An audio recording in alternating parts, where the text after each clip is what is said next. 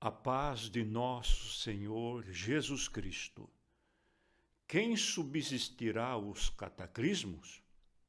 A Bíblia, inicialmente no capítulo 24 do livro do profeta Isaías, começa ali uma abordagem profética inicialmente dirigida à nação de Israel.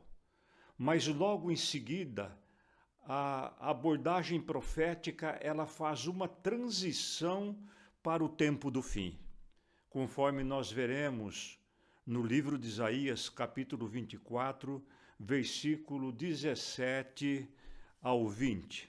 Diz a palavra do Senhor: pavor, cova e laço o aguardam, ó habitantes da terra. Quem fugir ao grito de terror cairá na cova. Quem sair da cova será pego no laço. Abertas estão as comportas dos céus. Tremem os alicerces da terra. A terra foi despedaçada. Está destruída, totalmente abalada. A terra cambaleia como um bêbado, balança como uma cabana ao vento. Tão pesada sobre ela é a culpa de sua rebelião, que cai para nunca mais se levantar. Em algum passado não muito distante, mesmo para uma mente mais arrojada, algumas profecias seriam impossíveis de se cumprir. Hoje, o mundo se tornou uma aldeia. A tecnologia reduziu a distância a quase nada e nos tornamos vulneráveis e fragilizados. Todos têm percebido isso, como o caso da pandemia. Acontece uma coisa do outro lado do mundo e nós somos atingidos. A maioria das pessoas desta geração não está percebendo o momento histórico que nós estamos vivendo. A Bíblia, ela proclama: bem-aventurados os mortos que desde agora morrem no Senhor. Isso está em Apocalipse 14, versículo 13. Por que este clamor? Porque eles não terão que enfrentar os desafios e colocarem em risco a sua própria salvação. Viver até aqui foi e é um desafio. E quando procuramos entender o presente e moldar o futuro, mediante as luzes proféticas, que cenário nos deparamos? Uns estão acontecendo, os outros são iminentes, como nós veremos. Os excessos provocados pela ciência atraíram a maldição sobre a terra. A falta de domínio próprio desencadeou a crise da imoralidade. A ausência do Evangelho eterno abriu as portas para o ocultismo e a magia. O mundo já abriu caminho para o filho da perdição. A federação dos 10 reinos é iminente. As catástrofes e cataclismos e outros males são consequência da rebelião contra Deus. E por outro lado, os livros já foram abertos, o juízo foi estabelecido e nós estamos sendo julgados, conforme o livro de Daniel, capítulo 7, versículo 9 em diante. No livro do Apocalipse, depois de um relato dramático, no capítulo 6, versículo 17, em seu término, foi feita uma pergunta: quem subsistirá? E essa pergunta é para nós. Apenas alguns sinais do tempo são suficientes para abrir as cortinas que nos separam das próximas cenas do grande conflito. Sob a luz milenar da proclamação profética, como testemunhas oculares, hoje confirmamos a realidade histórica de cumprimento de profecias, ou das profecias. O palco já está preparado para que o cumprimento definitivo das predições apocalípticas aconteçam. Existe uma profecia no Apocalipse capítulo 6, versículo 4, que diz: o que estava sentado no cavalo vermelho foi dado que tirasse a paz da terra, para que os homens se matassem. Muitos entendem que essa profecia se cumpriu entre o 2º e 4º séculos depois de Cristo. Mas eu prefiro deixar aqui uma observação, para que nós venhamos olhar com bastante cuidado para as profecias. Por que esta observação? Porque nunca se viu tanta ausência de paz, tanto sangue derramado como no nosso tempo. Isso é público e notório. O mundo ele está vivendo várias crises. E eu quero aqui apresentar apenas algumas, ou 4, mais propriamente dita. Ou digo, mais propriamente dito. Os excessos provocados pela ciência atraíram maldição sobre o mundo. É inegável que o progresso da ciência trouxe grande benefício para a humanidade. Podemos até dizer que a ciência realiza milagres. Mas também não podemos negar que o progresso da ciência é responsável pelo aumento do poder de matar. O surgimento de poderosas nações com arsenais de guerras, com capacidade para destruir o planeta e a humanidade, além de muitos outros males que têm como consequência o mau uso da ciência, como, por exemplo, a pílula do dia seguinte. Apenas um exemplo. Muitas nações têm poder destrutivo tão grande que seria possível destruir a Terra, a humanidade, várias vezes. Por isso, Deus ordenou seu anjo, conforme está registrado no capítulo 7, versículo 3 do Apocalipse, ou aos seus anjos, para que eles impedissem a destruição da terra até que o povo de Deus tivesse identificado os selados. Então nós vamos para uma segunda crise. A falta de domínio próprio desencadeou a crise da imoralidade. O mundo está sendo semelhante a Sodoma. Conforme as palavras proféticas de nosso Senhor Jesus Cristo, registrada ali pelo apóstolo Lucas no capítulo 17, versículo 26 em diante, Jesus fala sobre o incremento da imoralidade. Em outras palavras, sobre a loucura do sexo, a falta de controle, época do alcoolismo e dos tóxicos. Sodoma viveu uma época de apetite sexual, uma era da insolência do sexo desabrido. Era um comercialismo pervertido, conforme nós encontramos no capítulo 19 do Gênesis. O próprio vocábulo sodomio sugere práticas sexuais depravadas. Hoje, eu digo hoje, o cinema, a televisão, os jornais e as revistas refletem a tendência de nossa época, a qual faz do mundo inteiro uma grande Sodoma. Até mesmo a propaganda e o entretenimento se apoiam sobre as muletas do sexo como apelo.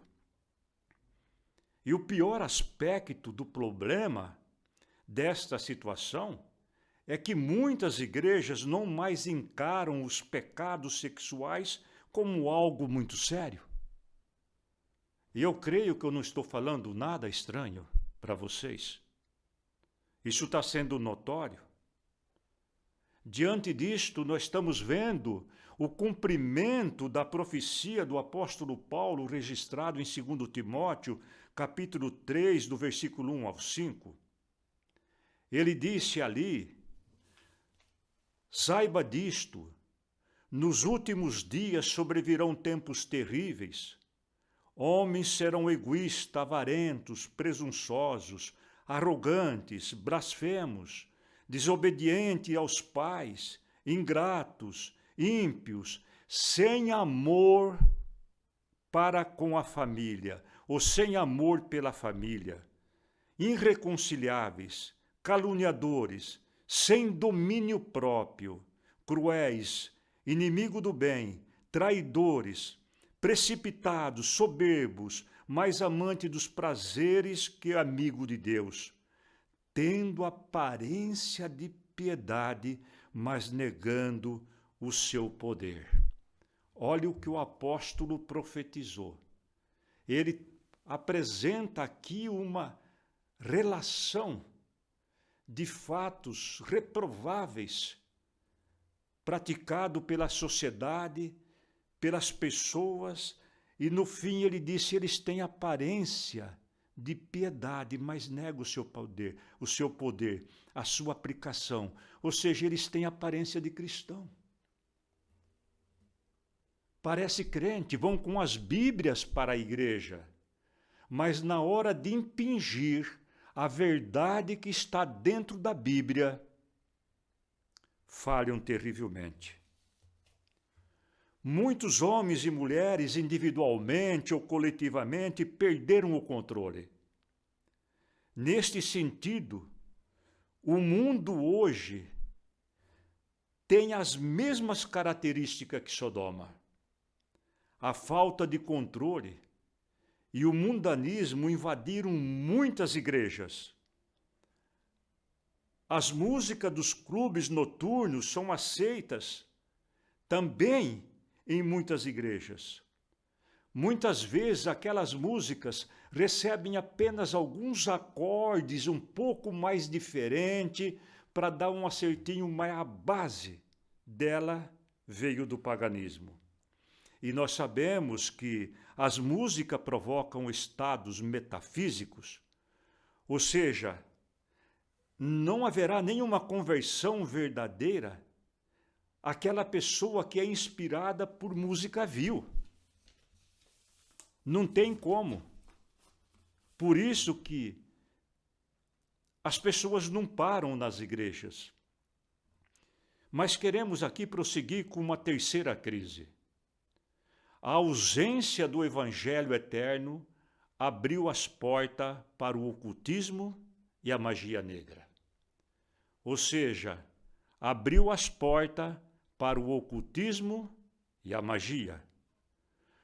O ocultismo e a magia entraram nos meios religiosos, inclusive evangélicos. Uma igreja, quando é mal preparada e pouco se sabe dos poderes psíquicos e seus perigos, aleijada por um baixo caráter moral, ao abrir a mente para os poderes espirituais ocultos, acaba sendo assediada por espíritos malignos. Por isso o apóstolo Paulo, quando ele se dirigiu à igreja de Coríntios, no capítulo 12, ele faz ali uma séria advertência com relação a manifestações relacionadas a dons espirituais.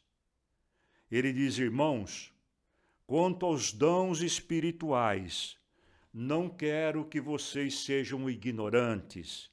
Vocês sabem que quando eram pagãos, de uma forma ou de outra, eram fortemente atraídos para os ídolos mudos. Em outras palavras, o apóstolo Paulo, dentro do contexto da mensagem dele, nas próprias cartas de Coríntios, mais precisamente na primeira, ele diz que o culto a ídolos é culto a Satanás.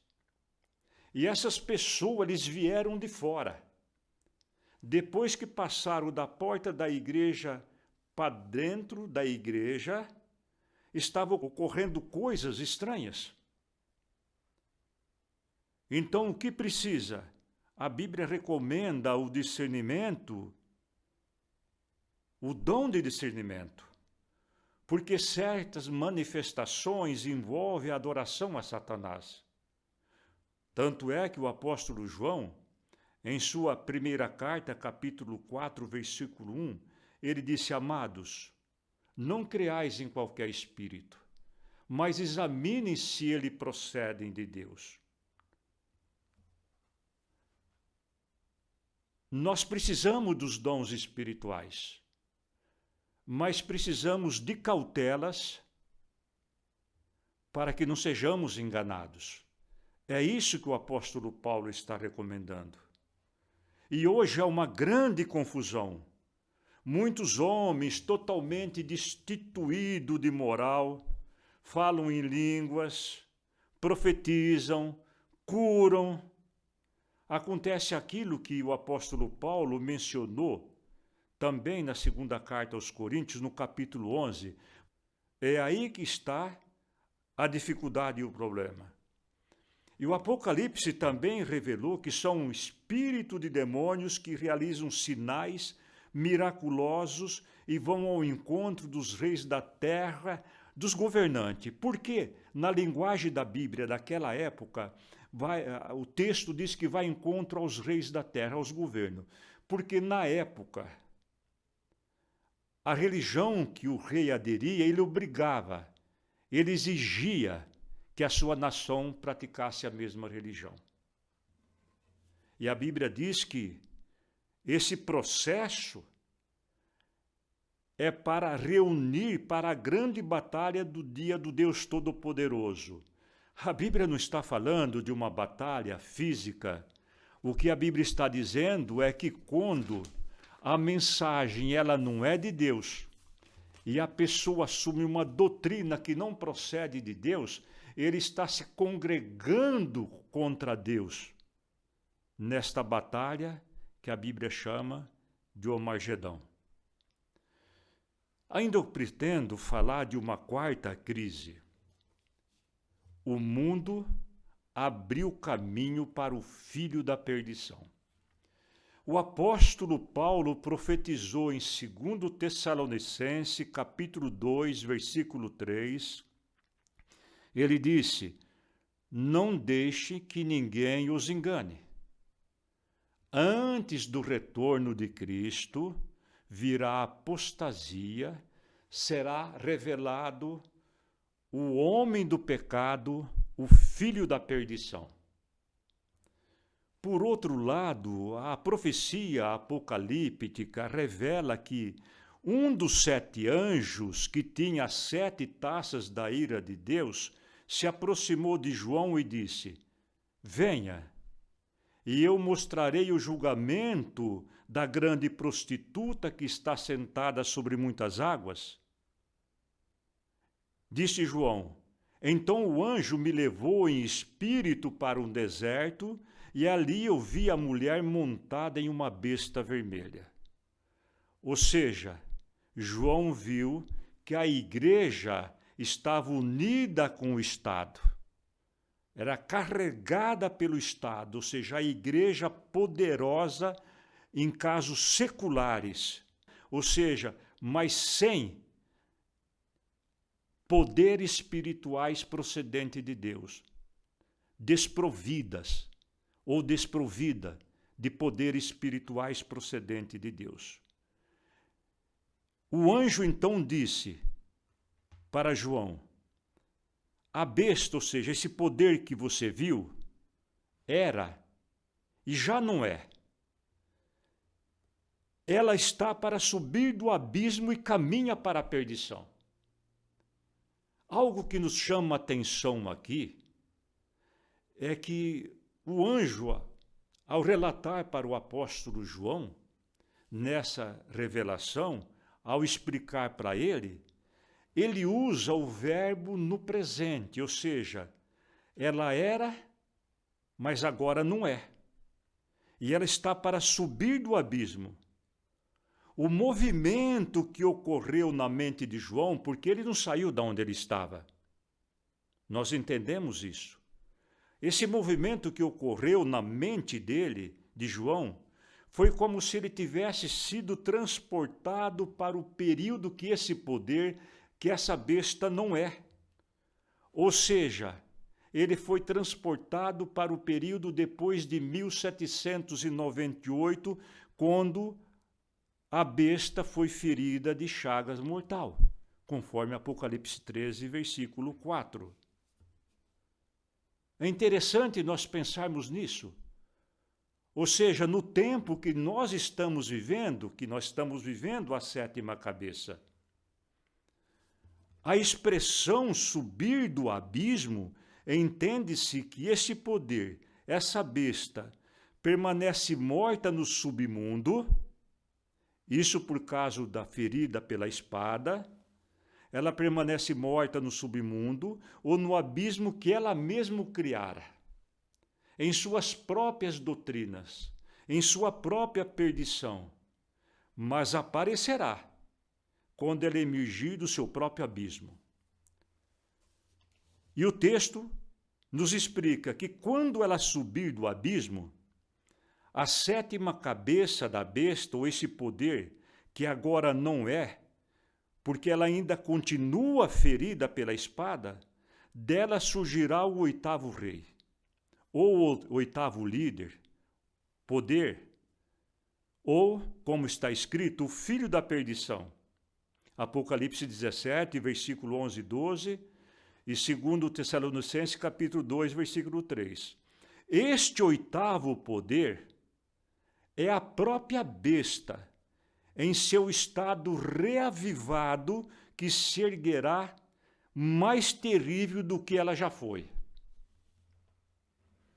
Sua liderança não se limitará apenas às nações europeias, ou à federação dos 10 reinos, que será o braço do seu poder, mas será mundial. Então o anticristo levará o mundo à perdição. Acontecerá o pior, ou a pior de todas as perseguições religiosas que já aconteceram no mundo. Todas as perseguições e perversidades que preencheram as páginas da nossa história, da história do mundo, como foi a perversidade de Nero, o papado na Idade Média, as inquisições, Hitler e outros, seus feitos malignos não representarão quase nada diante da imensa perversidade desse oitavo rei, ou seja, desse poder que se levanta de uma forma agora procedente da besta, que subiu do abismo e levará o mundo à perdição. É o cenário que nós estamos vivendo ou que vamos viver. As catástrofes e cataclismo e outros males são consequência da rebelião contra Deus. Quando Jesus disse que haverá sinais no sol, na lua, nas estrelas, na terra as nações se verão em angústia, em perplexidades, com o bramido do mar, com a agitação do mar, homens desmaiando de terror, apreensivo com o que estará sobrevindo ao mundo, e os poderes celestes serão abalados. Isso está registrado em Lucas capítulo 21, versículo 25 em diante, está registrado em Joel capítulo 2, versículo 10. Por isso que no Apocalipse vem aquela pergunta do capítulo 6, versículo 17. Quem subsistirá? O mundo enfrentará cataclismo, grandes inundações, convulsão social, quedas de meteoros e outros. O mar ficará fora de controle e a ciência não conseguirá explicar o que está acontecendo. Aliás, eu vi um depoimento, um escrito sobre a ciência, porque quando Jesus fala aqui da agitação do mar, os homens desmaiando por causa das coisas que sobrevêm ao mundo, Jesus não está falando de uma onda de 3, 4, 5 metros, do mar invadindo só o litoral. Dependendo, isso é informação da ciência, dependendo do tamanho do meteoro que cair no oceano, pegando como exemplo o continente norte-americano, a América do Sul, dependendo do tamanho do meteoro, levanta ondas de mais de 500 metros de altura. Varre todo o continente ou toda a América do Sul. E eu então quero retornar à profecia do profeta Isaías, que está lá no capítulo 24, só que agora a partir do versículo 18, que nós já fizemos a leitura, mais especificamente eu fiz a leitura. Ele disse: quem fugir do grito de terror cairá na cova. Quem sair da cova será pego no laço. Abertas estão as comportas dos céus. Tremem os alicerces da terra. A terra foi despedaçada. Está destruída, totalmente abalada. A terra cambaleia como um bêbado e balança como uma cabana ao vento. Tão pesada sobre ela é a sua culpa, a culpa de sua rebelião, que cai para nunca mais se levantar. Todos os que rejeitaram a verdade não escaparão dos efeitos destrutivos, digo, com relação à sétima e últimas pragas. O que escapar de uma será pego pela outra. É o que o profeta Isaías está dizendo. E mesmo aqueles fiéis não vai escapar do sofrimento também. E será grande. No livro O Grande Conflito, na página 636, está escrito: cedo ou tarde a ruína virá, certamente virá, pois a morte e a destruição virão de todas as direções. Toda a natureza foi desviada do seu curso. O livro não está falando que o planeta Terra vai desviar do seu curso, ele está falando sobre a natureza existente no planeta. Dos céus descerá fogo e não chuva.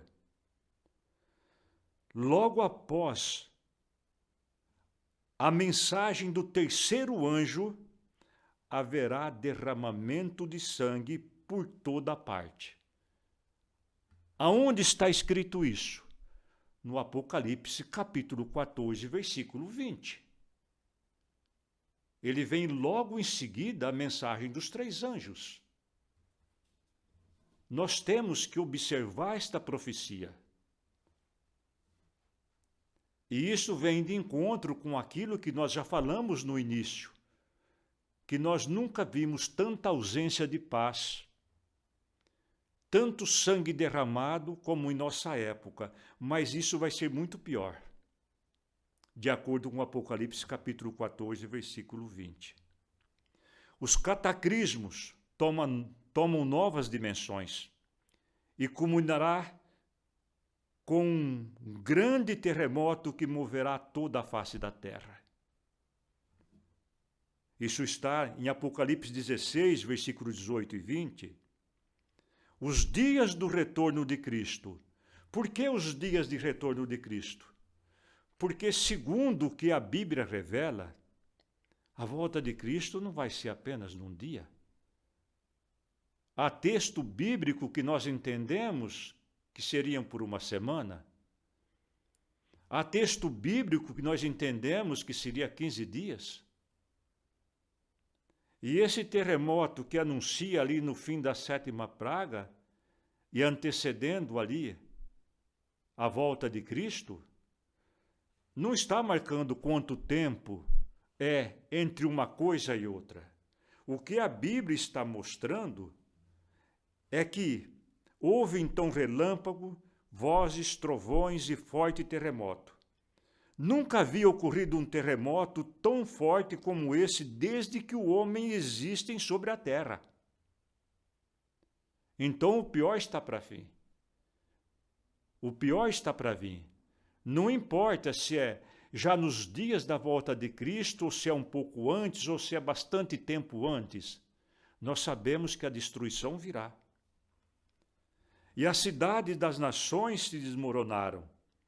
Todas as ilhas fugiram, e as montanhas desapareceram. Todo o contorno da superfície terrestre será mudado.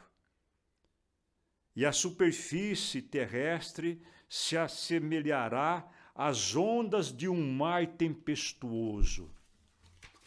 Isso quer dizer que a superfície terrestre estará em movimentos, como um mar tempestuoso. Isso nós encontramos no grande conflito. Então, nas minhas considerações finais, que eu pretendo concluir agora, eu vou repetir a pergunta: quem subsistirá? O apóstolo Pedro disse que o dia do Senhor, porém, virá como ladrão. Os céus desaparecerão com um grande estrondo. Os elementos serão desfeitos pelo calor, e a terra e tudo que nela há será desnudada. Naquele dia os céus serão desfeitos pelo fogo, e os elementos se derreterão pelo calor. Quem subsistirá? Quem poderá subir ao monte do Senhor? Quem poderá entrar no seu santo lugar? O Salmo 24, ele dá uma explicação. Ele diz que subirá ao monte do Senhor. Quem poderá entrar no santo lugar? Ele disse: aqueles que são limpos de mãos, que têm mãos limpas e puro de coração. Aqueles que praticam a justiça e têm a mente de Cristo, a verdade guiando os seus passos. Quem subsistirá? Quem subirá ao santo monte do Senhor? Ele dá uma explicação maravilhosa. Diz o texto lá do Salmo 24, esse receberá a bênção do Senhor, e Deus, o Salvador, lhe fará justiça. Deus disse: está feito, eu sou o Alfa e o Ômega, eu sou o princípio e o fim. E João prossegue em seu relato. Ele escreveu: então ouvi um novo céu e uma nova terra, pois o primeiro céu e a primeira terra tinham passado, e o mar já não existia. Vi a cidade santa, a nova Jerusalém, que descia do céu da parte de Deus. E aquele que estava sentado no trono disse: estou fazendo novas todas as coisas. o vencedor, herdará tudo isto, e eu serei seu Deus, e ele será meu filho. Amém. Diante das palavras que nós proferimos aqui, e diante deste último texto, e eu quero também proclamar uma bênção de Deus sobre todos os que assistirem esta pregação. A mesma bênção que Deus ordenou que Moisés abençoasse o povo de Israel. Então feche os teus olhos. O Senhor te abençoe e te guarde. O Senhor faça resplandecer o seu rosto sobre ti e tenha misericórdia de ti.